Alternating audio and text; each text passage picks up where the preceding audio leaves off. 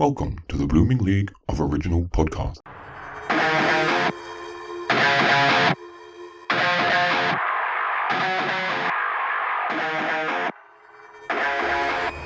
G'day and welcome to an extra AAA edition of Thrash and Treasure, the Torture Chamber musical comedy podcast that juxtaposes musicals and metal in significant detail for absolutely no reason at all.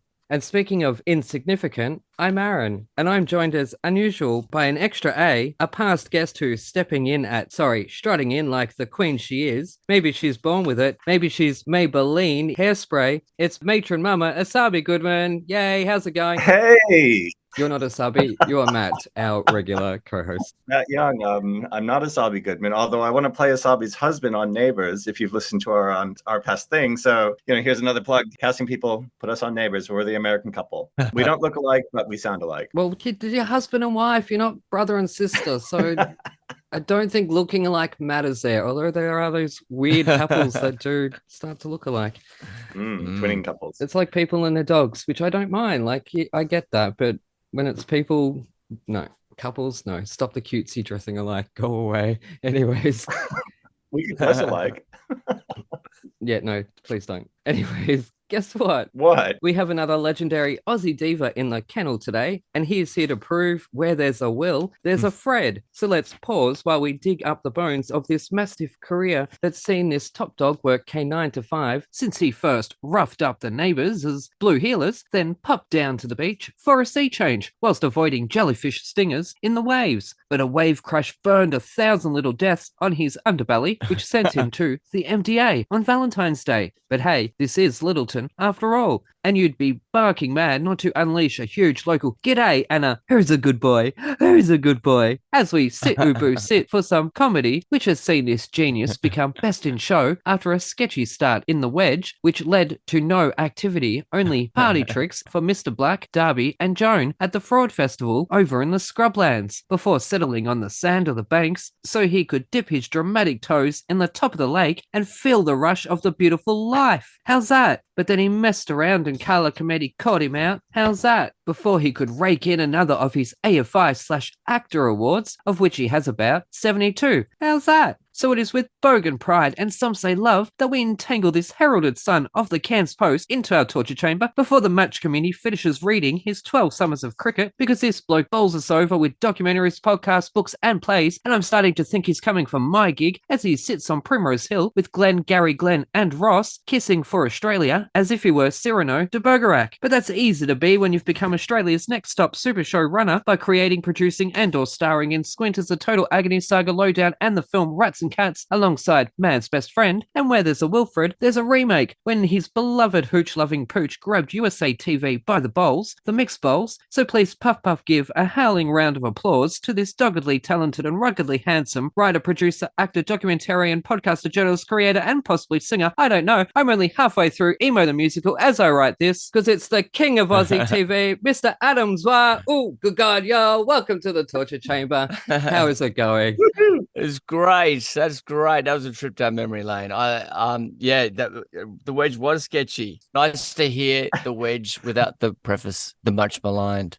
Normally it's the much maligned, the Wedge. So anyway, sketchy's good. But it was filmed in my area. It was such a formative time, the Wedge, because they didn't have money for catering, really. And so a sandwich truck would come around. We had sandwiches for breakfast, lunch, and dinner. Sandwiches, just sandwiches. It was like, here's some sandwiches. I can't eat sandwiches to this day. You had to buy them yourselves as well? No, they provided them, but you didn't have. Normally, you have a catering truck and they cook your meals and stuff like that on any other film shoot. But on the Wedge, it was just sandwiches. Oh, goodness me. And that's Channel 10. That's not ABC. No, we see what happens in Australia is the network allocate a certain amount of money to the production company, and the production company chooses how they're going to spend it. Now, I don't know how they chose to spend it, but it wasn't on a catering.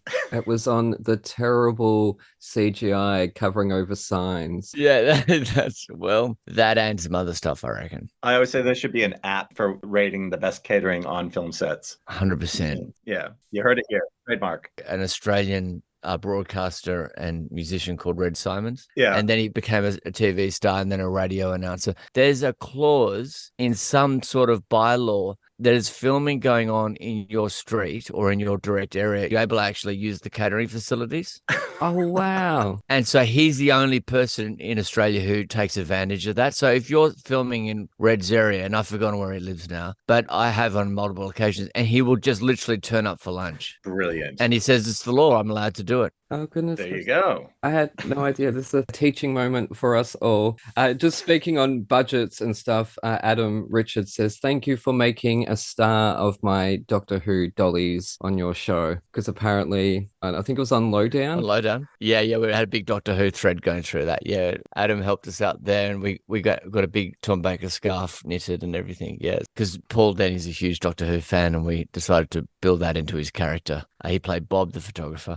Yeah, there was a lot of Doctor Who stuff going on. I'm glad Adam was happy. Out here in the country, my son went to visit someone who had a replica Dalek that you could climb inside and say exterminate, exterminate. Wow. Goodness gracious. Yeah, they me. could get big.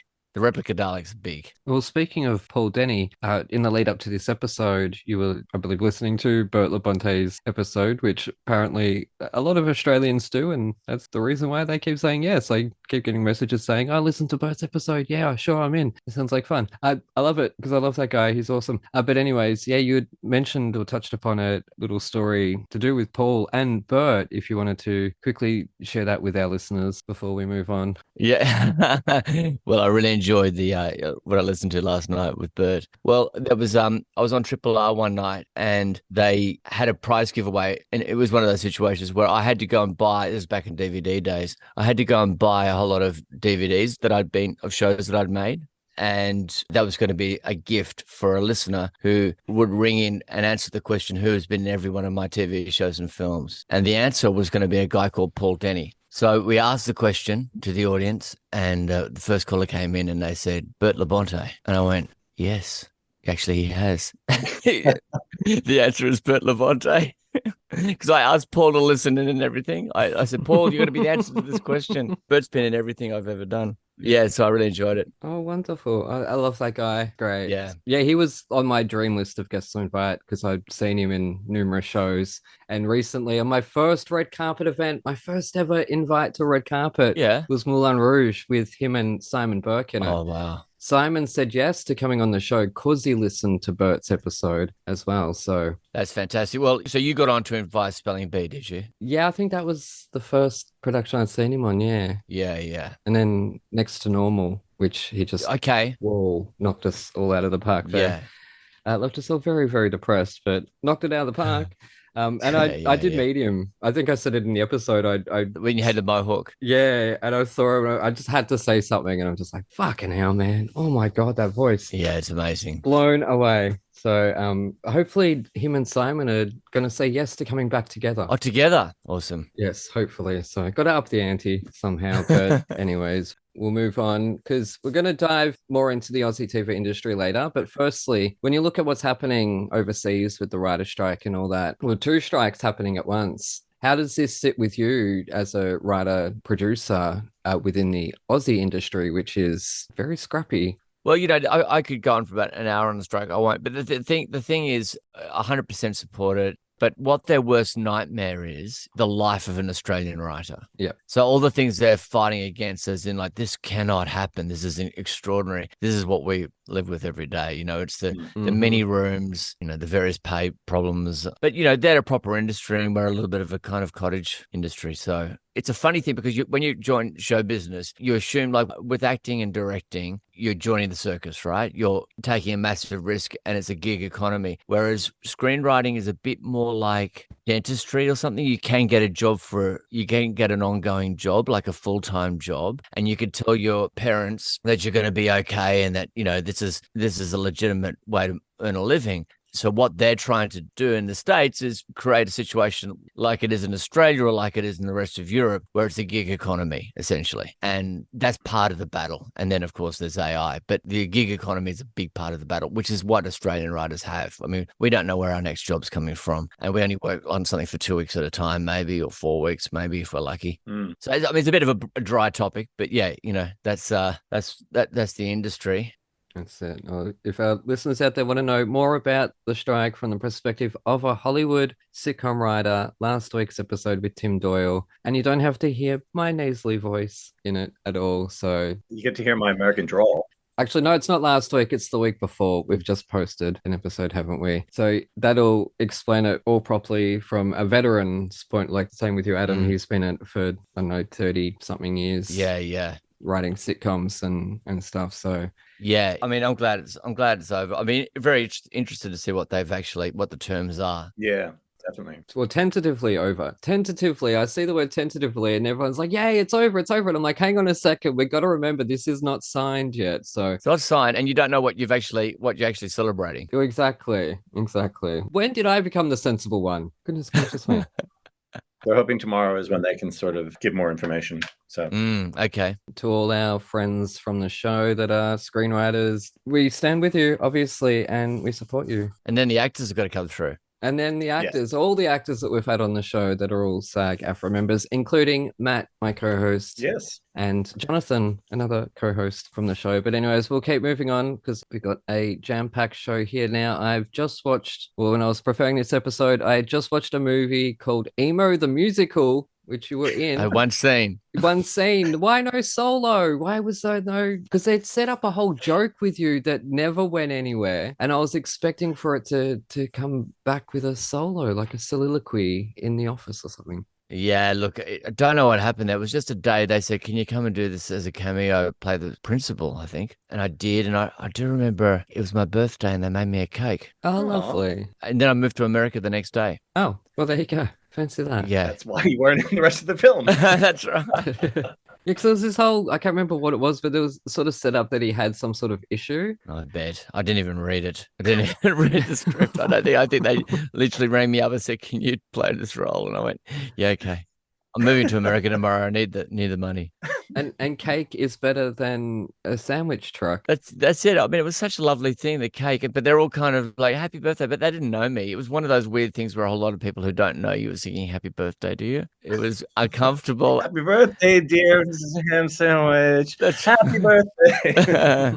It was lovely and uncomfortable and weird. Well, speaking of lovely and uncomfortable and weird, we'll move on to the metal now. Now, if you could pick your craziest, most over-the-top rock star writer, like, I mean, crazy, we don't want water, or the basic stuff, what would you put in it? Look, maybe a cat for me to pat. Kittens, cats, we always accept animals on this show. Matt, you're up. Oh, goodness. So I guess we're going to talk about the metal album soon. No, that's not what's in the scripts. Oh, shit. Have you had much experience? Hey, Adam, have you had much experience with Maddie? Am I on the right track now? Yes. Okay. Hey, Adam. Hey, Adam. Have you had much experience with metal, heavy metal, glam metal, etc.? No. Look, I'm a very vanilla when it comes to metal. So for me, it was always Zeppelin, Sabbath. You know, that's as far as I got. You know, that metal inverted commas. Come on, metal in the missionary position. But I loved it. I mean, God, I love those albums. I mean, they changed my life. So I'm not. My ear is in tune to the nuance that perhaps you guys can hear and when you listen to metal, proper metal. No. Hey, I'm a musical theater guy. Aaron's more of the metal guy. So well, I'm more punk. Yeah, right. But thrash was huge in the 90s when I was growing up. I mean, everything was thrash. You know, saw the Hard-Ons heaps and Faith No More. Yeah. Faith No More. Yeah, I went and saw them. And I love the Metallica documentary, some kind of monster. Yeah, it was such a great documentary. I mean, such a fucking landmark documentary. And just kudos to the guys for actually just doing it, letting it all hang out. Well, they pretty much have their whole careers, I think. They've been pretty bold with just speaking out against each other.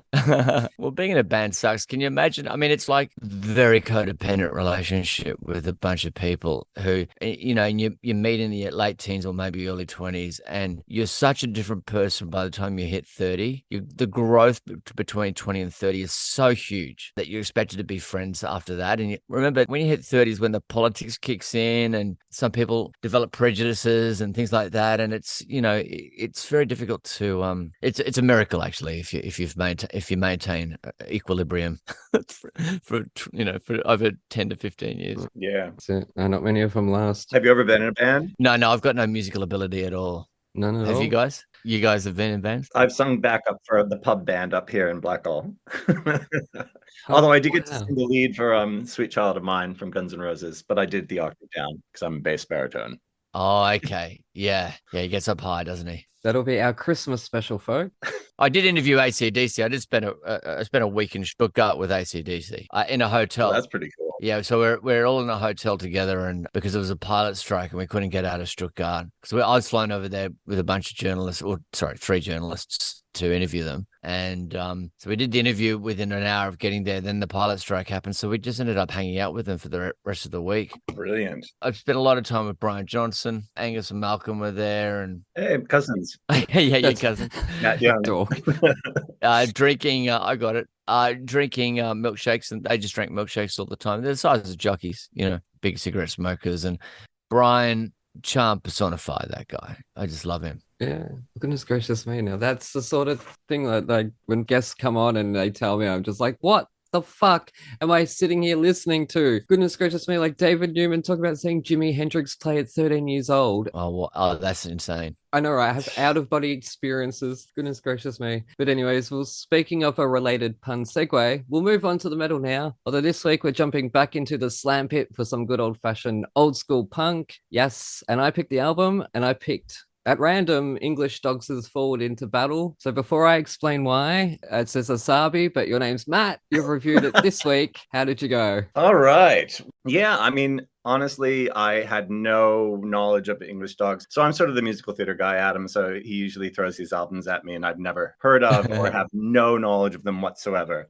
And so this is English Dogs Forward into Battle, which apparently was like the really big album, which we'll talk about in a little bit, the one that really brought them over to the US. Yeah, and so I turned it on, and it had this thing that Aaron likes to complain about where the tracks sort of run into each other. And so I didn't realize I was on track 2 until a little bit later. But I did like in Forward into Line, the the Dragnet theme that they were on. How can you not? And this album became about variations on a theme. So when we got into The Final Conquest, it wasn't so much the melody of variation, but yeah, like there was this Dragnet theme, and then it sort of kept going into the first song. But then all of a sudden, it sounded like there was a bit of a Swan Lake Tchaikovsky sort of thing that snuck in there as well. And so I started to think, these guys have a lot of influence. A lot of musical influences. Yeah, there was something in there that was a little bit unrecognizable, and I'm sure I heard some Tchaikovsky in the second track. We got on to Ultimate Sacrifice, and I was going to skip that one, and because I couldn't understand the lyrics and the diction. I always have a bit of an issue with diction. But then, right when I went to fast forward, a great guitar solo came in, so don't skip it. Yes, and so that's always my thing. I get into these, and I'm sort of like trying to follow the storyline. At this point, I was a little bit confused. But again, gosh, the guitar solos really kicked in. So watch out for those throughout the whole album. Now we're on to Ordeal by Fire. And there was another borrowed melody in this one. I wasn't exactly sure what it was, but there was something else that I was like, ugh, there's another famous thing. And I mean, I guess that's the thing, as you go through the album, or if you learn more about them, you find out that they were just like kind of just throwing everything. They were just having a lot of fun, playing with each other. The guitar player is amazing. The drummer is having lots of fun, and they're just sort of playing with it. Again, I'm still having trouble with lyrics, although they're getting better along. And then, of course, every time I get frustrated by the lyrics, it goes into a guitar solo, and I'm like, yes, this is what we're listening to. Now we're into False Prophet, that's the next track, which brings back that Dragnet theme. They sound happy about a false prophet, which I found bit confusing, but the lyrics are a bit accusatory, so that was confusing. We've moved on to Wall of Steel, a respite in speed and tone, I thought, for the beginning, but then it went straight back into the headbanging, which, at this point, I'm just jumping up and dancing. So I'm having a great time. And now we're up to Nosferatu, and I was like, ooh, okay, I can understand this lyric. And again, I have no idea what's going on, but I'm a very happy man.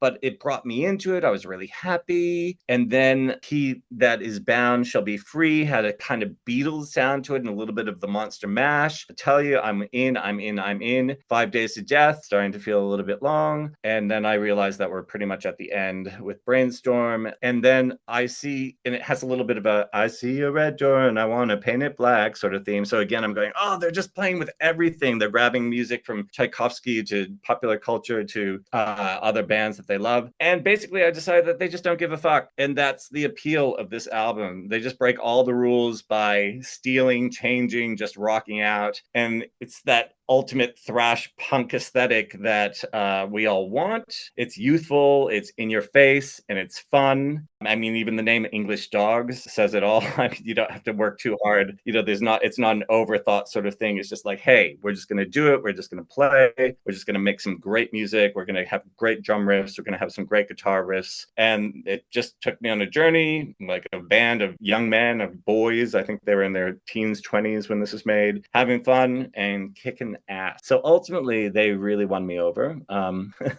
Aaron's making a metal convert of me through this podcast. So I would give it, I'd give it 4 out of 5. Oh, wonderful. Now, Okay. just to throw it in there, English Dogs, I picked this because I've dated a few. A joke. No, it's actually not a joke, sadly. How big were they in America? How big did they get in America? Well, this album they took to America in 94 and 95, and apparently they were huge. Like it went off. It went off. And there's all like they reformed in 2012 to do another tour and to revisit this album. And like you read all these interviews with them, and all these American bands were saying how this album was such a big influence on them and how it affected their music. So yeah, I mean, they're pretty significant for some band that I had never heard of before. Yeah. No, that's really interesting. I just looked through Wiki and how many lineup changes they've had. But those two guys at the Wakey and someone else, they've always been there, right?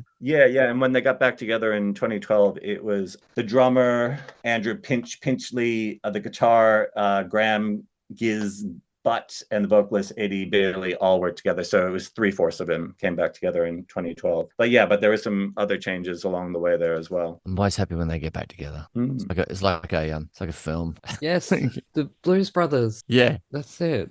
Oh, look, I'd never heard of these guys either. Before we get to my thoughts, Adam, did you get a chance to listen to this? I did. I really enjoyed it. But as I said, I don't think I've got the knowledge of of metal to pass any judgment like what Matt was saying. I think that was really well put, Matt. Especially the influences. Yeah, I thought that was really interesting. I didn't get any of those references from the music. The second track, I think, was Swan Lake. It was like, well, I heard the musicianship. I just didn't hear. Like Swan Lake, I'm not familiar with. Had it been Sleeping Beauty, I would have picked it straight away. Yeah. But no, I didn't pick that. I didn't pick the Beatles in there. Is it Tchaikovsky that did Swan Lake? I don't know. Maybe I'm not a ballet person, but anyway, no. Who knows? Yeah, the musicianship was there, but they were just a little bit held back by the genre of appeasing that thrash slam pit crowd, which again, we would have eaten this album up had we known about it as 16, 17, 18-year-olds. I thought some of the songs were a little bit too long by a minute or so. Punk, I'm used to them being 1.5 to 2.5 minutes, maybe 3 if they're ballsy enough. But some of these songs were 4.5 minutes long. Yeah, and that I'd want to skip, but then all of a sudden a great guitar solo would come in, or a great drum solo, and then I'd be like, oh, okay, I'll listen. Yeah, I thought there was metallic vocals to a punk music or punk theme, punk genre. Like they're brilliant musicians, really. 5 Days and the final concept should not have been there on the album. The final concept should be last. Every fucking metal album we do, there will be like a song called the second track, but it will be the first track. It's the aesthetic. It's the fuck you aesthetic. No, don't do that to me because I have numerical OCD. So clearly punks can't count.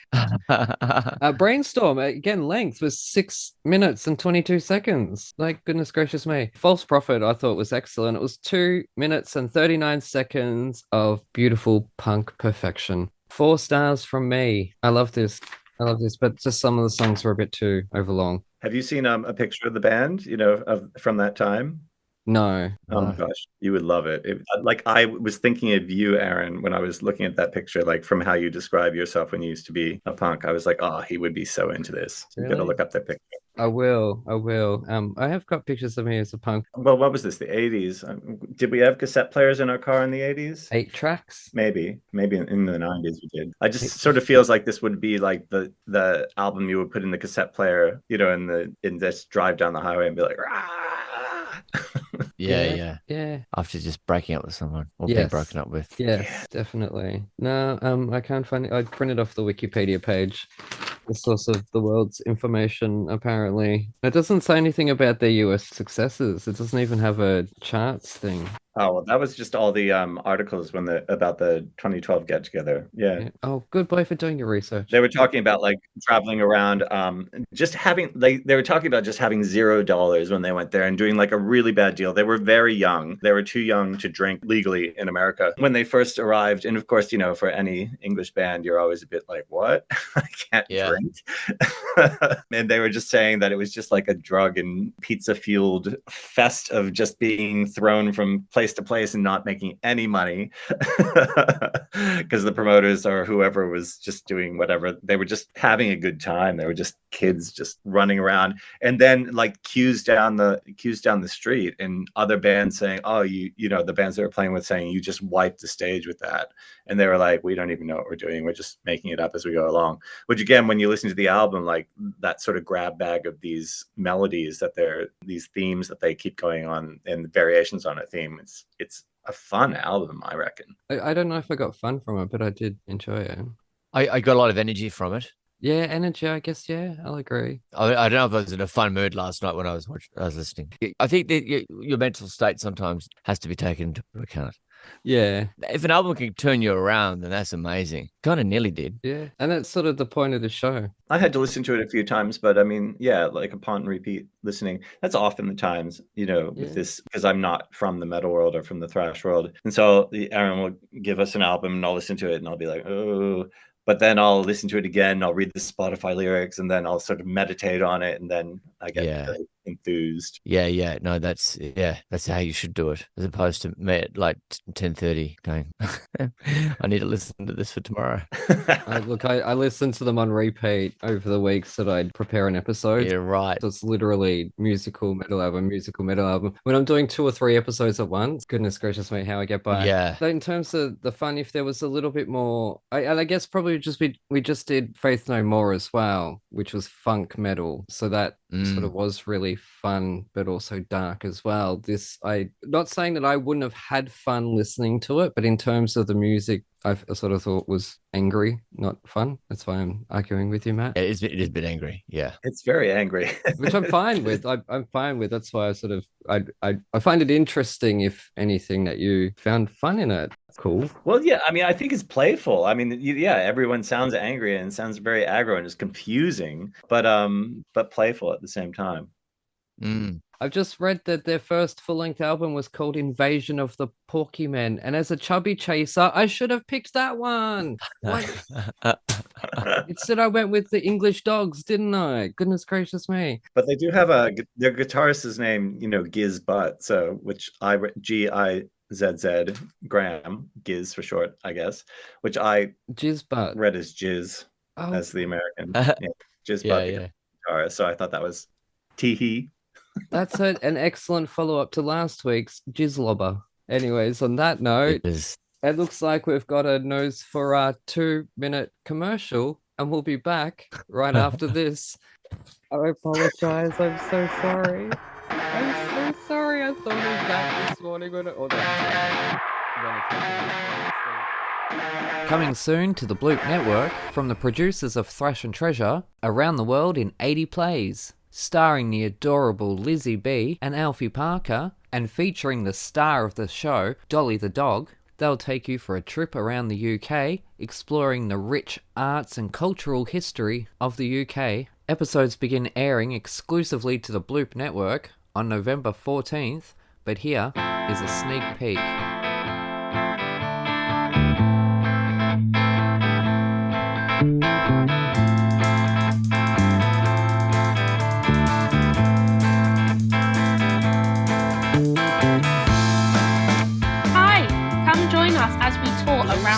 episode of 80 Plays.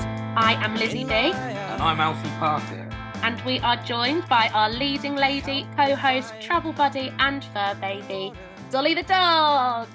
For this week's very first episode, we're starting at Southend for 5 days on the first stop of the Sister Act UK tour. In this series, we're going to be exploring UK and Northern Ireland's wonderful arts history and culture as we make our way from city to city with Sister Act. But first, we should probably start off by telling our listeners a little bit about who we are. We thought it would be more fun to kind of do this through a little game. So last night when we were preparing for our first episode, we secretly went and wrote 5 questions to ask each other to find some random facts about each other that maybe we don't even know. We should probably say that we are a couple. We are engaged, me and Alfie. What a lucky man. We've been together for 5 years now and are working together, which would be some people's idea of hell, but we love it. And we're in a great show and we're very lucky. So yeah, we move around the country with each other and with the best dog ever, Dolly. But I think through these questions, we might actually find out some new information about each other. So, Alfie, do you want to ask the questions first? Let's do it. Here we go. 5? Yeah, 5 questions. 5 questions. For you All as right, well. let's do it. Here we go. Your favourite flavour of crisp? Do you know what? I'm going to say salt and vinegar because I would normally say like sour cream and chive, something like that. But I'm really in a salt and vinegar phase at the moment. The ones that hurt your mouth. The ones that burn. Yeah, the ones that burn. That's what I like when I eat a crisp. Nice. Question 2. What are 2 things on your bucket list? That is such a good question. My questions are rubbish compared to you. I'm going to say skydiving, but I think you already knew that because I'm an absolute adrenaline junkie and I would love to do that. And going to South America, which I think you already know as well. Alfie and I are very like finance conscious, I would say, and we're actually really rubbish at treating ourselves. But I've decided that saving up to go to South America, not even with Alfie, but with my mum, is kind of the next big thing that I would love to do. So that's probably, yeah, my main thing I would love to do. Okay. If your life was a song, what would it be called? Why are these questions so good? That's not the answer. My questions are going to be really disappointing after this. I think it would be called... This is going to be such a cheesy answer, right? Something like... I never thought I'd actually do it. No, yeah, that makes sense. And I think it would be kind of referring to like, I have achieved so much that I have always wanted to, but I never actually thought I would get to do it. It's nice. So, Oh, good answer. there we go. What does not belong on a pizza? Pineapple. You see, I disagree. I mean, I only ever had it about twice. Pineapple on a pizza is great. The thing is, though, you know I'm not the biggest fan of like fruit with... In general. No, that actual burn of it all, though. Fruit in general, you're actually so mean. No, fruit with like savoury foods. Like I don't really do like, you know how some people are really into like raisins and stuff. I just can't bear it. Yeah. So pineapple, no, that's sacrilege. Right, was that your questions? I've got one more. Oh God. Okay, here we go. What did you want to be when you grew up? Well, I feel like it changed quite a few times in my life. So as a kid, definitely pop star was top of the list. But then I actually still have PTSD from this time when at primary school, I was sitting with my friends and we were designing costumes we were going to wear to be pop stars.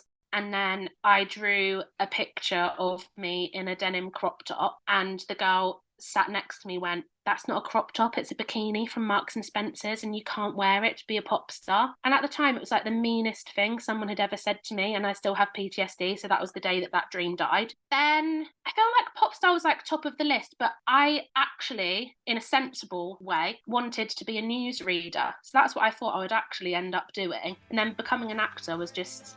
Mistake. A mistake. What have I done? No, I'm like really happy, but I think I was trying to be like realistic, but now I'm actually doing the best job ever. Yeah, cool.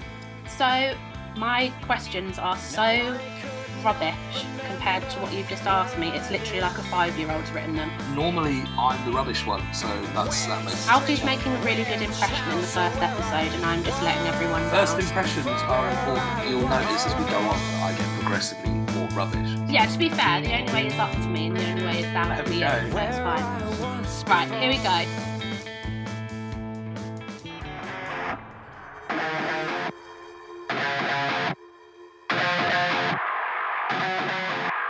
Anyways, we're back with Thrash and Treasure. I'm old Aaron, that's young Matt, and we're joined by Aussie TV icon and dog's best friend, Mr. Adam Zwar. And I hope I'm saying that correctly, and I probably should have. Yes, you are. Okay, that's all right then. There's two sections of the family. There are the Zwars and the Zwars, and the Zwars think the Zwars are up themselves.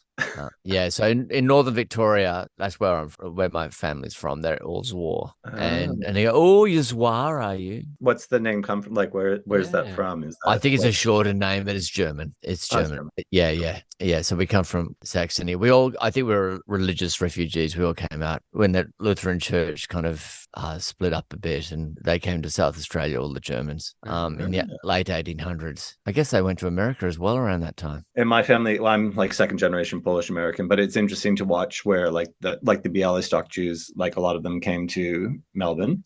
Yes. So it's just interesting to see where people in like the Polish area that I'm from is a Catholic Polish area, but like it was like people called it the cabbage belt, where in Massachusetts there was factories, there was work, one family moved there, then a bunch of families moved there. So many belts in America, aren't there? Anyways, we'll move on because we are running over time. I would love to see or create a Wilfred board game. Please let me create one day. Oh yeah, go for it. But also on Wilfred, I would just like to thank you on behalf of myself and my fellow students, because watching that, I think it was 2005, I'm thinking, when this episode aired or something. When I saw it, I don't know if I saw it when it aired. I do not remember, but either way, there was one particular episode where I am watching it and a former teacher from my school, Adam, is standing there butt fucking naked in front of us all with his willy hanging out. Oh my God. That was my teacher from school. He was a substitute teacher, Jim Daly. Yeah. What have you done to us all, Adam? You have traumatized us all. And I'd actually worked with him as well in theatre. Oh wow. We had to fake tan him. We had to like give him the fake tan all over, even his willy. I mean, do you fake tan your willy normally? I don't know. Yeah, people do. Yes. Yes. I've seen it and I've had it done. Yeah. Had it done, not done it. Let's just clarify that. Had it done. So that was a shock. I'd worked with him years before in theatre with the Melbourne Workers Theatre. Oh wow. Yeah. So I didn't remember seeing him in Melbourne Workers Theatre. So you were in that, were you? Yeah, Tower of Light, like a whole casino thing with Daniela Farinacci and Jim Daly was in I it. love Daniela Farinacci. My professional debut. Oh wow. Yeah. So that was a little bit later. So that episode would have screened 2011. Oh, was it? Oh, whenever it was. See, I'm traumatized. No, that's all right. But no, it was that nudist parent. So what happens is Adam goes home to Cindy's or Sarah's parents' house and they're all nudists. I remember this. Yes, that was my teacher, Matt, a substitute teacher for a day, but I already knew him. Sorry, Adam, it's your story. No, it was, but I just remember, and then and then the thing is, I had to get naked as well, which is the first time I thought, yeah, I'll be fine getting naked, but it's actually a bit confronting getting naked in front of a whole lot of people. So I wasn't expecting that. Yeah. So to all those people, all those actors out there who've had to get naked and give interviews about how hard it is, I now understand. It's a difficult thing to do. Yeah. Unless you're an exhibitionist, I don't know, and you just do it all the time, I guess. I don't know. Yeah, so now I feel seen. Anyways, Yeah. quickly, Matt, can you throw in the Bogan Pride question here? Oh yeah. So I have to talk about Bogan Pride. Of course. Yeah. So of course you were in the cast of Bogan Pride, Rebel Wilson's show back in 2008, I think. Yep. I remember taking a DVD copy to LA and giving it to one of my friends who worked for the Lifetime Network at the time. And I said, you have to check this out. So can you explain to our American audience what a bogan is? In Queensland, when I was growing up, we had categories. So Bevan was like a watered down bogan, and then you graduated to bogan, whereas Melbourne, it was just Bevans and bogans were all in together. You're a bogan. It's pretty much, it's white trash essentially to an American audience. Slight hillbilly vibes sometimes, but it's more of a catch-all white trash hillbilly sensibility. Suburban redneck. I remember seeing her Spunks show up in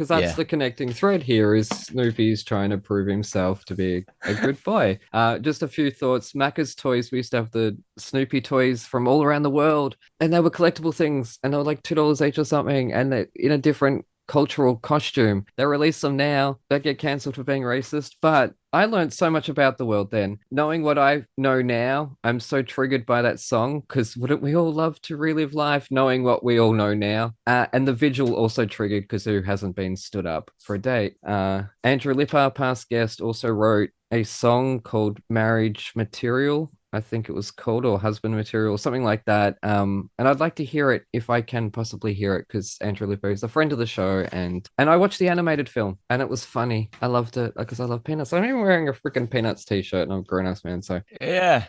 Yeah, Snoopy. How does Snoopy balance on that house? I always wondered that as a kid. Like it's like because it's a pointy roof, right? yeah, And he's able to sleep on it. yeah. How is that? Oh, I always just assumed there was like a flat bit on the top. But yeah, I hear you. It would be a pointy roof, wouldn't it? Yeah.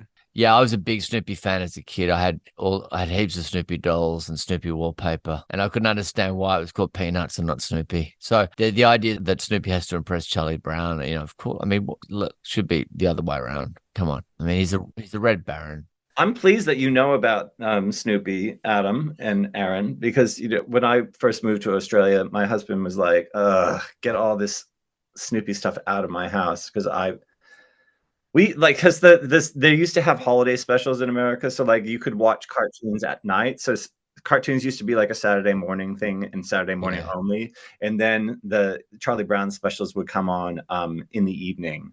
And so you could watch like Thanksgiving Charlie Brown or Christmas Charlie Brown or whatever. It was an excuse to watch cartoons in the evening. Yeah, I am such a fan. I mean, it's meant a lot to me, but I didn't really see the cartoons. I saw the so when I saw the stuff that appeared in the paper. What do you call it? I mean, I just read the strip, yeah, and that was because that's all we got in Cairns. We didn't get any. I mean, we only had ABC and FNQ 10. Oh, did you? Oh, wow. Goodness me. Now, what did you think of this musical then, as a Snoopy fan? Did it convey that world for you? Look, I only listened to it last night very briefly. I mean, it was a summertime feel good musical about the American dream. I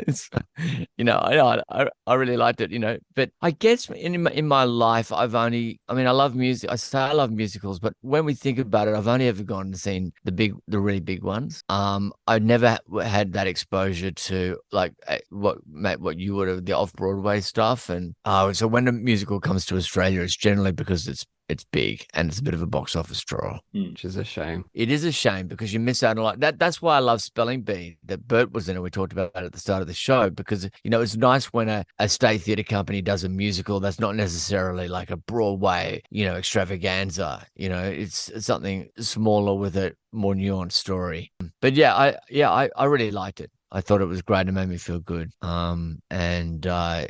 Snoopy fan. Snoopy, obviously Wilfred has a lot of its kind of, I know they're different dogs and everything, but the whole anthropomorphization and everything, that all comes from, my love of Snoopy. Yeah. Oh, wow. I would have presumed Scooby-Doo because of the whole stoner thing. Well, I think maybe Jace was interested. Like, I don't know.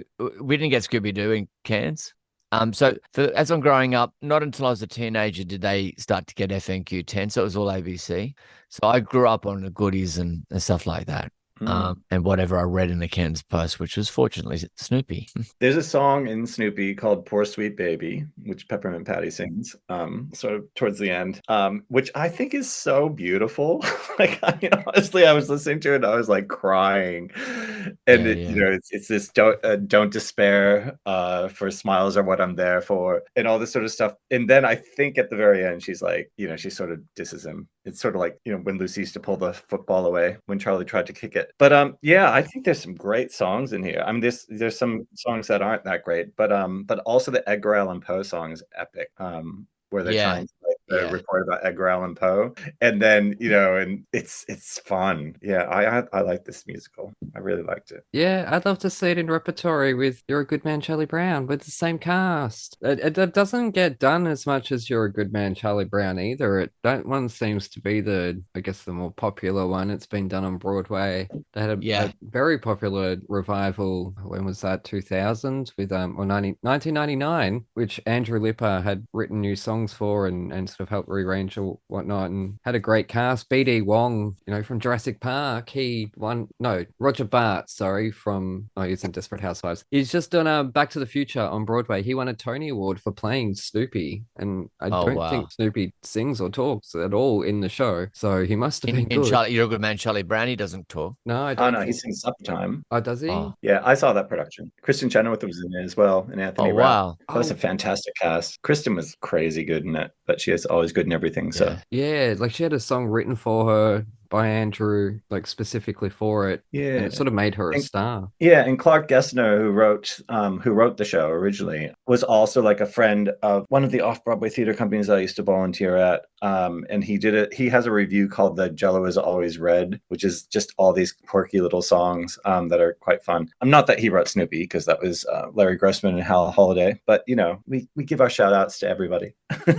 So Kristen Chenoweth, she was in The West Wing, wasn't she? Yes, she was married. Was she married to Aaron Sorkin for a while? I think so. She dated him for a while. Yeah, because I listened to the West Wing podcast for a long time, and so each episode they used to come up with the guest star of that episode might pop in, but people from the writers' room. She was great in that show. And I mean, if really you look at what's happened with the whole Trump era and, Sarah Huckabee Sanders and all these other people that have come into it, like that character, man, it was on point. There's that great line where CJ Craig says, because they're looking at the height differential, and she says, I can't believe we're the same species. Alison Janney's like 6'2". Yeah. And Kristen's like, 4'11", I think, or something. 80. Yeah. Love to have Alison Janney on the show. Yeah. I actually did a show with Kristen like back in the day before she was famous. Did you? We did a reading of a musical called Tiffany, which is about Tiffany the jeweler's son who created the Crystal Collection. Oh my God. Wow. Yeah, it was sort of a little bit Sunday in the Park with George, and Kristen played the sort of the girlfriend or the wife of Tiffany's son. Anyway, she was hilarious. Yeah, she's such an artist. Like, honestly, her technique is flawless. We'd be crying and she'd be hitting these beautiful high notes, and then she'd go, because she was supposed to be dying, and then she would just go, excuse me. Laughing, and we'd be like, it was lots of fun. You realize over there when you are actually playing a bit of a football analogy, but when people kind of make the jump from, say, reserves or VFL to AFL, they just say how the pace is so much quicker and everyone's so much cleaner with their hands and things like that. It's like that's kind of what it's like when you're acting with. It's like, I get the comedy timing is so precise. And like I did a read through with Wayne Knight, who played Newman on Seinfeld, and I went, and Dennis Nedry in Jurassic Park. Sorry. Yeah, exactly. But just on point. And he did an Australian accent too. It was wow. Yeah, I know you got anyway. It was one of those experiences where you go, okay, well, this guy's on steroids. It's the acting equivalent of competing someone who's completely juiced. Yeah, it's just so good. Look, I feel that way sometimes with the guests I have on this show, and it's not even acting or performing. It's even those introductions, having Broadway singers and stuff on here. I'm like, it's intimidating. Their personalities they're huge. Yeah. And for the adults in the room, wah, wah, wah, wah, wah, wah. We'll be back after this.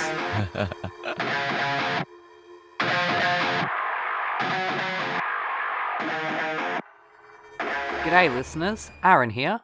While you're topping up your coffees, did you know that you can support our show and go on a fantastically scary adventure at the same time?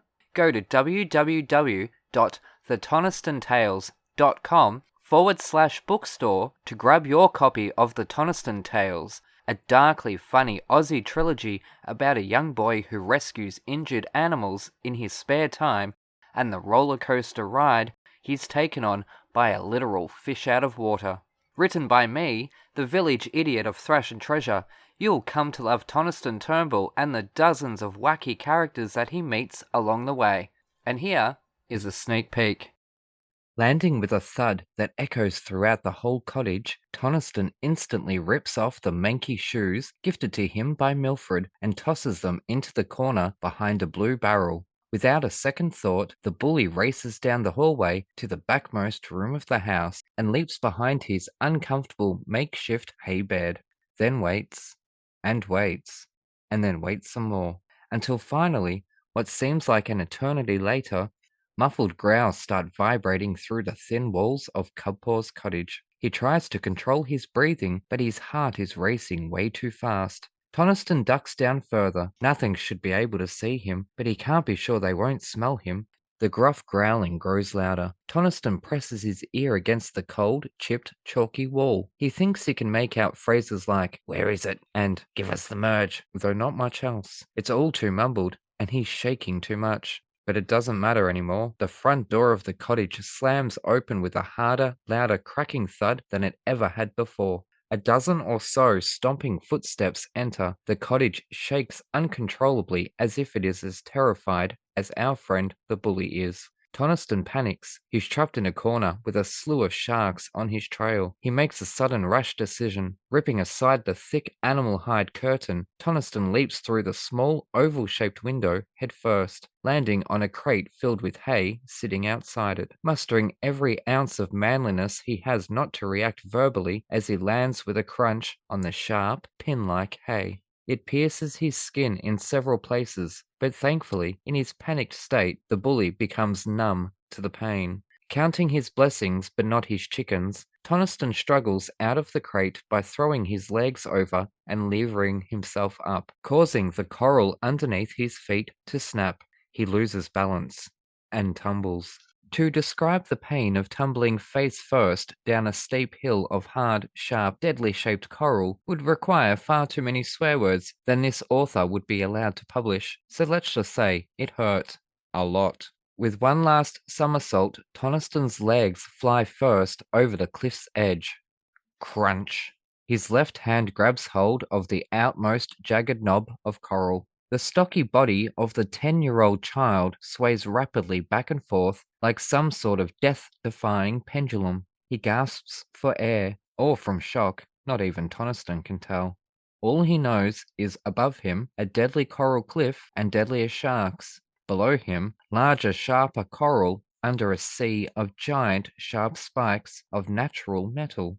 His head throbbing and vision too blurred with bright red splotches to be able to see clearly for too long. His face is dripping with blood. It runs down his shirt front, tickling him in the process. But all he can do is swing there. It's moments like these that a boy really needs his mum. Unfortunately, while Toniston's life hangs in the balance, on Earth his life was, dishonestly, being celebrated by all at Gumbaya Primary School after news of the bully's disappearance had spread like wildfire through the tiny town, then onto the music industry before eventually reaching the wider world. Rock music fans, specifically those of Muzzletop, had flocked to the outskirts of Melbourne, leaving wreaths, band posters, and hand-drawn tributes to honour the missing son of their favourite singer. Although none of them knew the boy, many had seen him standing on the side of the stage of the band's concerts alongside Tina.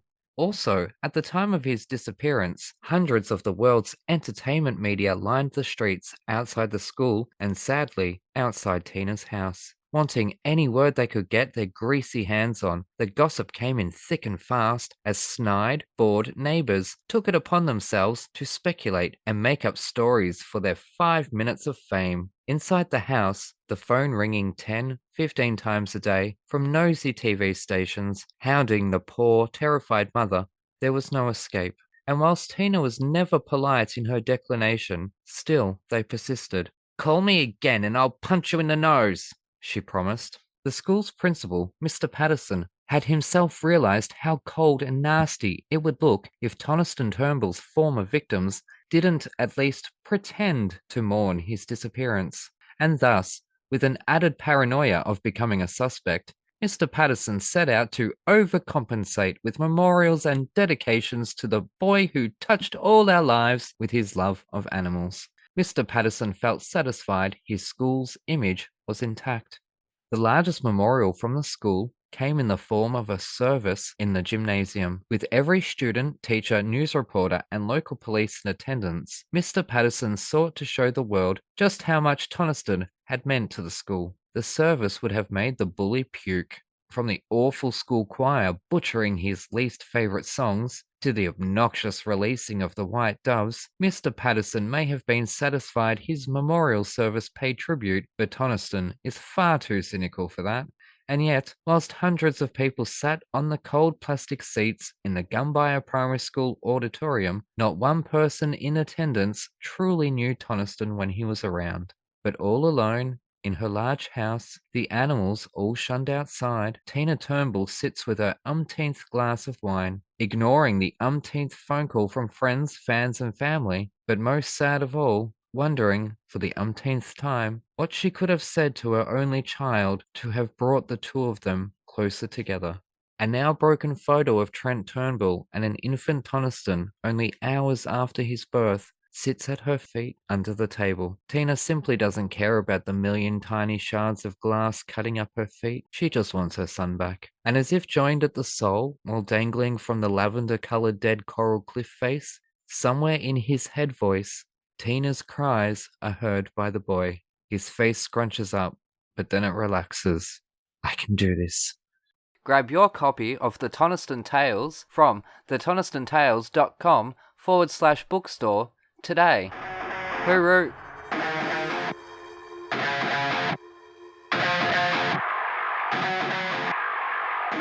Anyways, we're back with Thrash and Treasure. I'm Aaron, that's Matt the Quizmaster, and we're joined by Australia's next top backyard cricketer, Adam Zwar.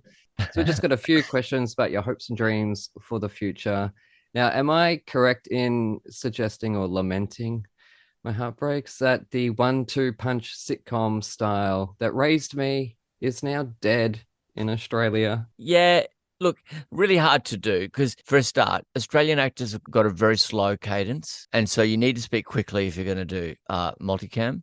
And it's very rare. There's only one or two people. And in fact, there's two people, and they both come from the same family who have been successful in multicams in America, and that's Josh and Ben Lawson. But they've lived there long enough, and they speak quickly. Because whenever you're on set in America, one of the notes for Australian actors, even when they're speaking with their perfect American accent, is quicker, speak quicker. And it's so if you're speaking the cadence that I'm speaking in now in a multicam, then everyone's going to go to sleep. You know, it's not our home territory. It's not our home turf. And, you know, they did all together now and Hey Dad and everything, but I didn't even really watch those shows. I wasn't that interested. So also, you've got a situation where, streaming is so people want more from their comedy now. It feels they want a little bit more of a dramatic arc, and that's multicam's not the best place for that. Yeah. So does that make sense? You know, in the sense that you want a little bit of pathos as well in your comedy. I don't know if our sense of humor does work, I think, in terms of like the jokes we say, but the quirkiness of our humor, I don't know, would work these days in a comedy like it did back, like with Kingswood Country and stuff and Bullshit. Yeah. You know, it was able to work then. Obviously, the sense of humor was very offensive back then. That's not what I'm talking about. I'm talking about but it was a singularity about Australian society. It wasn't like little kind of ghettos that there are now. We all had a similar kind of sense of humor, and you know, we could laugh at this, and it's all fine, and we're all a bit wrong. And now there's just quite a dispersed society. That makes sense. Yeah, but at the same time, overexposed. Yeah, and Americanized. What's beautiful about multicam is you just do it in an afternoon and you got a live audience, and there's a whole lot of huge energy about the production. People don't like shouting either on television with comedy these days. Now we're kind of, because single cams become so prevalent, that, you know, people speak quite quietly, and sometimes that's funnier. And when you're on a soundstage in front of an audience, there's a lot of you're speaking like this, and that's not necessarily as funny, you know. So there's some problems there. A lot of people want to do it because it makes great economic sense for a production production company to do it. It's cheaper, but I don't know if anyone will watch. No. You've got to be good. I mean, I'm not saying it can't be done, but maybe there's got to be some sort of different way that they do it. Just some sort of different take on that format that might make it work. Speaking of regionality, with comedy, and it's funny because when I think of Wilfred, because I saw the Tropfest film. Oh yeah, it was Tropfest, right? Yeah, yep. I'm always picturing it in Sydney, but I don't remember where the TV series takes place. Is it in Melbourne? Melbourne, yeah. So you grew up in Cairns, like in tropical far north Queensland, and then you moved to Melbourne. Yeah. So why the hell would you do that? It's freezing. Melbourne is excellent. That's why, Adam. Melbourne is the best place in the world. That's the only answer. Sorry. I did have a dream to move to Melbourne always as a kid. Oh yeah? Yeah, it was like I wanted to move to Melbourne or London. But Melbourne was easier to get to. But if you wanted to be in show business, you just couldn't be in Cairns or Brisbane even. I mean, there was a film my friend of mine made called All My Friends Are Leaving Brisbane. We all left in the 90s. You had to get out of there. Your only alternative was to be an extra at the Gold Coast Movie World Studios in an American film. That was your only way you're going to make any money. So, no, you always made a lot of Queenslanders bypass Sydney and went straight to Melbourne, down through Dubbo on the Newell Highway. Yeah. We do the opposite. We go up there. Yeah, and that you kind of go up there after you've had I was in Melbourne for 20 years, so that's 20 winters. Yeah. It's funny that you say that about Queensland. There's a big push from the union right now about making local content and hiring local actors, and it still sort of feels that way sometimes, that we can only just get cast in the extra parts. Anna McGann wrote a great article about it, how you sometimes have to move out of Queensland to get hired back into Queensland. Oh, totally. Yeah. So that was always the case even in my day. Okay, so you've got to get stars to play the first two roles in any film or TV show you're making now, and then the next. So that's 1 and 2 on the call sheet taken care of. 3 and 4 and 5 probably need to be diverse. So there are stipulations that need to be obeyed before you even start to worry about Queensland. But Screen Queensland, there's a lot of money there that and tax breaks and everything, so filming in Queensland's great. It's just, as an actor, you're probably still hovering around day player stuff. Yeah Yes, we are. Maybe a block, if it's, you might get a character that does a 2-episode block in something. But there's some stars who've moved to Queensland recently. I mean, David Wenham lives in Queensland now. Caroline O'Connor lives in Cairns. Yeah. Darren Gilshannon's up here. A bunch of people are up here. So yeah. So going along in this, my next question was actually about the challenges of balancing the responsibility of wearing all of the different hats, the actor, the writer, and the producer on one project. What's that like? Yeah, that's like a little stressful. I now am in a situation where I kind of go, I'm much happier behind the camera if it's my show, because you lose a sense of power the minute you put on makeup and sit in front of the camera. The crew doesn't respect you as much. You're not seeing what's going on everywhere. Whereas if you're behind the split, you're seeing everything that's going on. You know who's being slow, what departments have been slow, what departments are doing well, what departments aren't. And so you're keeping an eye on all of that. Whereas as soon as you kind of, put on a funny costume and some makeup, and hair and makeup are kind of styling you and everything, you're missing all that. And also the crew treat you like an actor. They'll always be nice to actors, but they infantilize them because they have to, because essentially you get treated like a prince or princess for the day, and that's lovely. Yeah, paper dolls. Yeah. It's only because they want you to do your thing and then fuck off. You get picked up going to set, you get an umbrella put over your head. It kind of really appeals to all our narcissism needs, but essentially it's just so you can perform your little trick. Mm-hmm. And then when you step back behind the camera, then is it hard to grab that power dynamic back? I'll only do it once or twice, like little for a day or for a character. But no, if it's just that, then they said, oh, he's essentially the boss, inverted commas, doing his little thing. That's all fine, especially if you're not an asshole. Mm-hmm. But you don't want to make a habit of it. The situations where I have been like in a lot, like Wilfred and Lowdown. With Lowdown, Amanda Brocci was the director, and she was the co-creator with me. So she was all over it. So I could just concentrate on the acting side of things. And Wilfred was a bit more complicated. It was a real stress because I had to kind of be over the narrative side of things more than the other guys. Tony was more about tone and look. He was the director. And Jay's probably more about the comedy side of things. Yeah, it's very funny. So Yeah. He's very yeah, I mean, I was trying to describe to one of my friends, because we were talking about this last night, and that we were going to meet you, and she was saying, "Oh, I remember that," and I said, "Yeah." I said, "Adam's the one that sort of like is this, just the straight guy. the straight guy. He's the guy that just sort of he's hilarious because he's so like down the line." Essentially, you're setting up jokes. That's the job. Yeah. And you can't get in the way. You got to let the funny person be as funny as possible and just make sure you hit the ball to their forehand. Yeah. Mm. Are my co-hosts listening to that? We can describe you as the Australia's Elijah Wood. Yeah, well, that's right. That's it. Yeah, he's got a bigger bank balance than me, though. Yeah, goodness gracious. And you should totally come on this show. Yeah. As they all should. But did having done all that in Australia, like wearing so many hats, help you when suddenly you found yourself swept up in Hollywood, signing the contracts for the Wilfred US version? So when we talked about it at the start of the show, and I'm probably a bit more articulate now, but when we talked about at the start of the show, how we feel about the writer's strike, Australian artists, it's like we're playing in a completely different game. It's with different rules and different outcomes. And so when you go to Hollywood, nothing makes sense. Everything is different. And one of the things for me is I could tell pretty much if an Australian is lying to me, whereas I can't tell if an American is. I still can't. I lived there for 5 years and I visited so many times, and it's just like, because sometimes people promise things and they actually come true in Hollywood. I know that there's that, cliche that they speak they say a lot of stuff and it doesn't come true, but sometimes it does come true, and I can't tell the difference between the liars and the truth tellers. I don't know what they're like. For an Australian, I could tell pretty much, level of education, background, all that kind of stuff. Whereas in America, I can't really, unless it's not in Hollywood anyway, unless it's blatantly obvious. So you get lied to a lot, and people who have played the game over there and understand the percentages can easily screw you over, because there's no benefit in them to look at.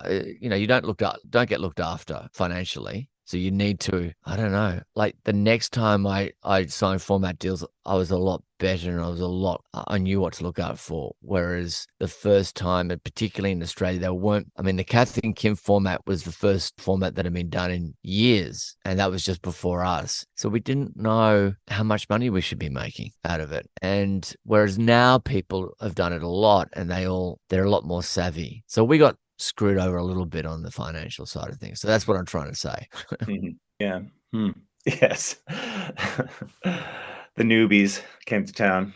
Yeah, they see us coming. Whereas now, it's the second time I was represented by CAA, and so they drove a really hard bargain for, when we did the lowdown contract. Lowdown unfortunately never got up, but we did a pilot, and but from then on, I was unfortunately I haven't had done a show that's had 4 seasons like Wilfred did since then, because I know my stuff now when it comes to contracts.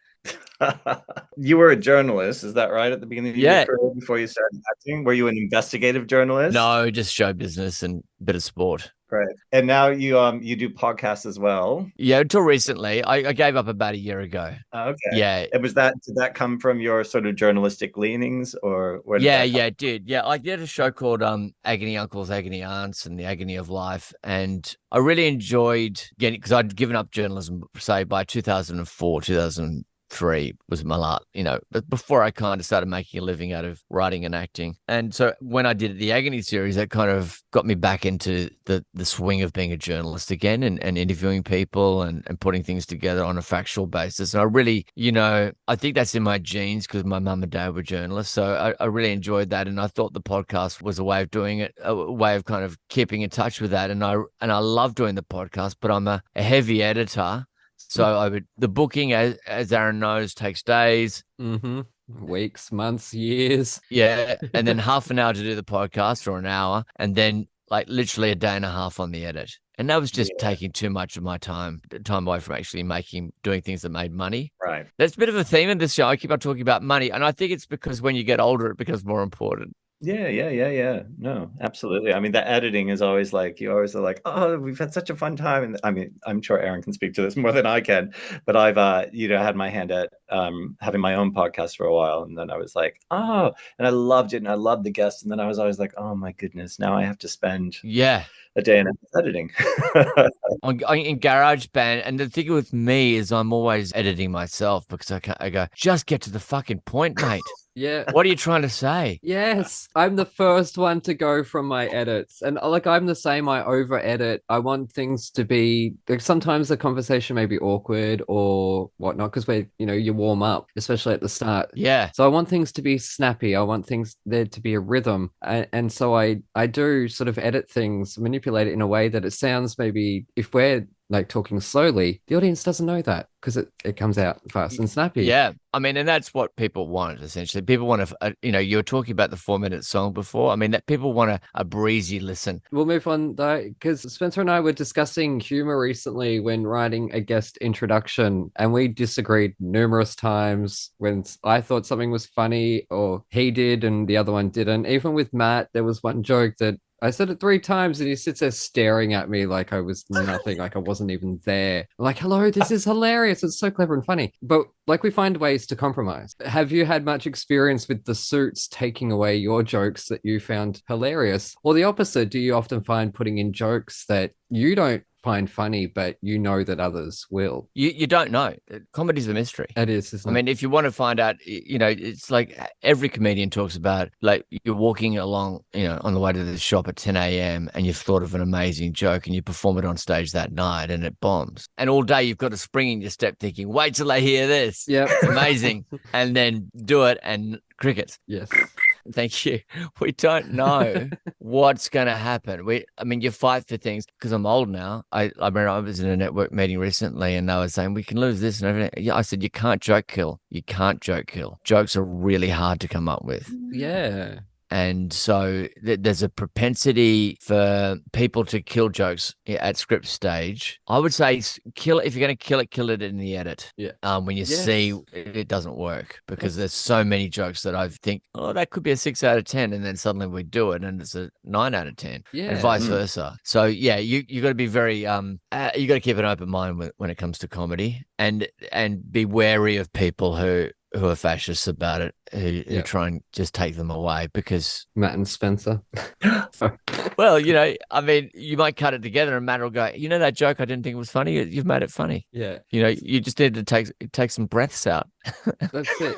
It's just because I don't get Aaron's sense of humor sometimes. I'm like, what? It's the American heart on my sleeve. It's, it's the cultural differences. Well, yeah, I mean, you would have been on the other end of that, and that was a big thing for me too, because I got into trouble in writers' rooms for saying things like, "There's just something that gets lost in translation," and an Australian audience, like I remember telling a story that any Australian audience gets a giggle out of, and an American audience all turned on me because they just didn't see. They didn't see the twinkle. Yeah, there was something they missed, and they just thought it was mean. And you go, what happened? What, where was I guess it, I've thought a lot about it. I guess it's the Puritan influence in America, we're very much a convict kind of, Yep. Yeah, scrappy and rough and I think Indigenous populations had a huge influence on our sense of humor, how dry and self-deprecating we are. That all comes from Indigenous population. I mean, working with Aboriginal writers, Aboriginal comedians, their jokes, if it was on the Richter scale, they would barely register,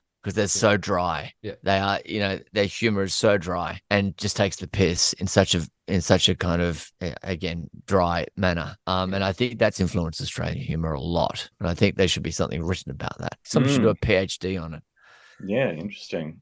So, Adam, nearly 20 years after The Wedge, have you been refining your celebrity impersonations? I can't do any. Who can I do? Steve Coogan does a great impersonation of the former Labor opposition leader in the UK called Neil Kinnock, but no one knows who he is anymore. So that impersonation has just gone to heaven. I've got a bunch of impersonations of people who are not famous anymore.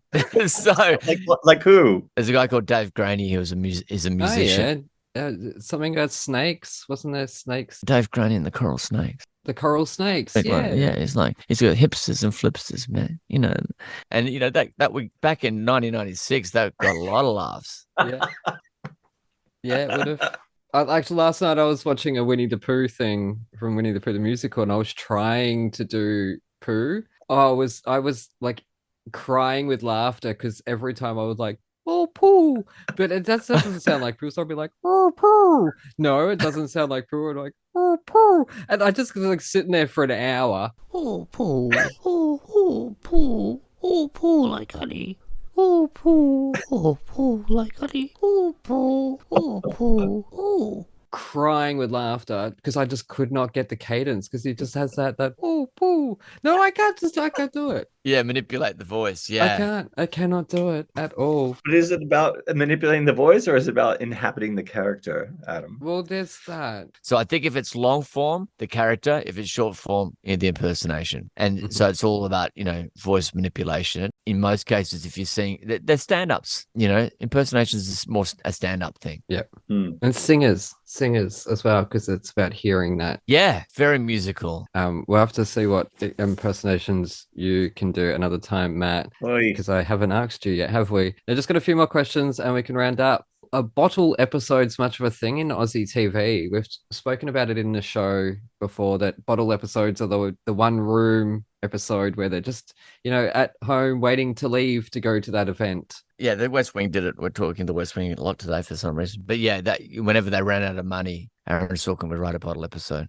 That's it. Now, do you find them a welcome challenge or a pain in the butt? I love them. You love them? Yeah. I love them because I come from a theatre background. So anything that looks like theatre, I remember Lars von Trier saying he doesn't like theatre at the theatre. He likes theatre on film. But I like theatre in the theatre and I like theatre on film. I love that kind of four-door fast type situation where you can have in a bottle episode. And I also like boundaries. I think that helps me with my creativity. So yeah, no, I'm into them. That's my answer.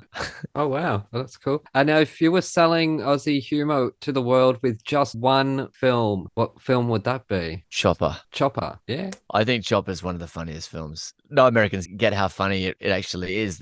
I actually haven't watched it. Right. And because it probably is the American in me because it's like it seems like such a horrific topic. You know what I mean? Like totally, yeah. It's terrible. It's terrible. No, Muriel's Wedding is a great film, and I love it, but it's too big. It doesn't represent the Australian comedy sensibility. It's not dry enough. The Castle at times does it, but I think it's a little saccharine. Whereas Chopper, it's like where he just shot Neville Bardos, and Neville Bardos says he wants to go to hospital, and he goes, why would I shoot a bloke? And then why would I shoot a bloke? And then take him to the hospital? It defeats the purpose of having shot him in the first place. And it's like that kind of stuff. That is Australian humour. I mean, yeah, Eric Bana did it in Funny People as well. He's like, he's explaining AFL to Adam Sandler, and he goes, so this fucker passes it to this fucker, and that fucker passes it to that fucker. And then Adam Sandler goes, where are your black guys? Because it's like American watching sport, and there's no black guys. He goes, there's a couple out there. It's the Australian condition. Just on the Indigenous community, this whole bullshit fight we're in at the moment is just... Yeah. Yes. Goodness gracious, man. Look, Kamal. Sorry. Anyways, we won't get onto that. Vote yes. I know. I voted yes for the Republic, and I'll vote yes for the Voice. And it looks like I'm going to be in the losing team in both. And I guess that's fine. I went down swinging. Yeah, stood on the right side of history. Yeah, that's right. Exactly. Our last question. All right, now because it's completely apropos of what we were just talking to, such serious things. Lastly, which stoner dog, Snoopy, Wilfred, or Scooby-Doo, would you like to be stuck on a desert island with, and why? Oh, Snoopy for sure. I just think he's a sweetheart, and got an amazing imagination. I've already spent 20 years on a desert island with Wilfred. Yeah, that's true. No, I'm a Snoopy man through and through. Now, did that suit ever get washed? Because it just does not look like it ever got washed. No, I don't think the Australian one did, but the American one they had repeat versions of it. So if it ever got wet, so Jason just was just had a bunch of them. Whereas that suit was found in a costume hire place in Moonee Ponds, and 2 days before we were due to give it back after doing the short film, the whole place burnt down. Oh, so you just kept it. So we just kept it. No, we paid them some money. We paid them for it, but they were devastated. Yeah. Yeah. I've seen pictures of Banana Land, which is Kate Miller-Heidke's new musical, and there seems to be somebody in a similar suit. I don't know if it's a dog or what it is, but anyway. Well, she is from Toowoomba, so well, she was at uni up there with us, her and her boyfriend, or her husband now, I guess. But he was in a bunch of bands. But she's from Brisbane, right? And she would go up there and visit him. I remember seeing her at the club. Yeah, I think she's a music girl. Yeah, and so that's where we come from. What's the musical about? It's about a punk band that has an accidental, somebody misrepresents one of their songs, and then they become a big hit with the kids, with the kiddies and the mums. And it's sort of like the Wiggles sort of thing, where they're like a punk band, but then they have to decide if they're gonna stick to their punk roots or if they're gonna go commercial and become That's cool. a band. It's supposed to be very funny. It was for Brisbane Festival. Wow. Good on her. We need an identifiable sound for Australian musicals. I've said this before, and it was actually in your questions, but I ended up crossing it off because I feel like if you put on like Matt said the other week that he heard this musical and he knew right away it was from London. You put on a Broadway musical, you know it's from Broadway, but you put on an Australian musical, you have no friggin' clue because we don't have an identifiable sound. So I'm glad that Kate Miller-Heidke and even John Foreman, he's been doing quite a fair bit lately in musical theatre, that and Anthony Costanza, I think his name is, that people are starting to put more and more and more work out there because we need to find an identifiable sound that is, an Australian musical, but not just that, is a hit that is palatable to everybody around the world, so that these albums will sell or will be heard around the world. So that fandoms like For Six and Dear Evan Hansen and all these shows that build their huge fandoms based on the cast recordings, they're able to grow and find an audience. Last time I heard an Australian musical was, I think, Dollar in the Jar, Shane Warne, the musical. Oh, here we go.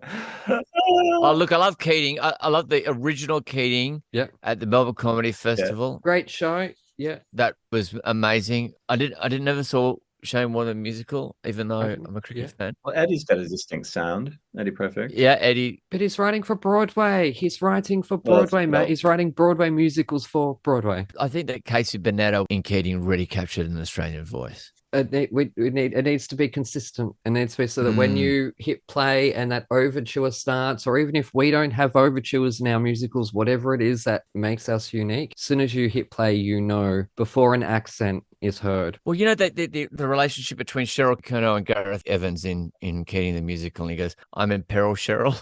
It's just fucking, that's Australian. I'm in peril, Cheryl. Yeah, that's brilliant. And that's that's very early 90s sort of fast forward, that sort of style of humor, like the Late Show. Yeah, with My Working Dog. That's very Australian. Not Happy Jan the musical. What is the Australian? I think the criticism here when it comes through, it'll be, well, why are you in a position, Adam, to say what the Australian voice is and isn't? No disrespect to people who are creating brilliant work. Yeah, that's right. I mean, let's lock it in. It's about a cohesive voice. Yeah, they all are. It's about finding that when you put all these shows together, that's a cohesive voice. And I'm not just talking about vocally voice or written voice. It's a sound. It's a vibe. Yeah, it's a tone. It's a tone. It's a genre. It's a genre. Got American musicals, British musicals. Why don't we have Australian musicals? We do have our own vibe and sound in music. Australian rock. We talked about Australian comedy. You're dead right. I mean, Australian rock is such a clear voice, but is it around anymore? Is Australian rock around anymore? Really, and it's kind of Americanized. Yeah, because it was a very pub kind of feel, And I found that, in a way, Oz rock had a bit of Sydney and Perth vibes to it, even maybe Adelaide. Whereas Melbourne was a bit more kind of birthday party, punk kind of. It was a bit cooler in that kind of. Yeah, I'll take that. Whereas yeah, Sydney was more like pubs, sweaty pubs, and Brisbane was kind of go-betweens and the Saints, and that was a bit different. It was a bit, you wouldn't, I don't feel like when I say the go-betweens and the Saints, that's Oz Rock. Yeah. Anyway. We'll get there eventually. So start putting that in people's heads. Anyways, thank you so much. You made it through our torture chamber in one piece. I loved it. Sorry, I talked a lot. No, we love that. I don't always Love never that. want to run over time because I always feel awful like I'm keeping people's time enough already as it is. But when people talk, I love it. I really Give do. it the snip, Aaron. Oh, Give it, like, give it a bris. Yeah. We just had a Jewish holiday. Apparently, I'm not Jewish. So. Yes, we did. Yeah, that's it. Anyways, before we let you go, where can people find you on the social medias? At Adam Zwar at Twitter's the easiest for me. That's my drug of choice. Yep, Oh. it's very simple. I've gone to Threads. I'm there. Zwar Wood at Threads and Instagram. ZWAR Wood, and it's the reference there is Marwood who's the I character and with an L and I. There you go. No. If you guys are with an L and I fans, I don't know. No, I know it's Richard E. Grant. Yes. Yeah. It's the ultimate out of work actor movie. If you're ever interested. Yeah, I've heard of it, just never seen it. If you get a chance, with an L and I is great. It's set in 1969 in England, and Richard E. Grant and Paul McGann play these two out of work actors who end up going on holiday by mistake. Oh, do they? Oh. Yeah. Well, Richard E. Grant should come on this show by mistake. Anyways, that's it from us. You take care, and we shall see you next time. Uru! Awesome. Thank you, guys. That was great, Adam. Thank you.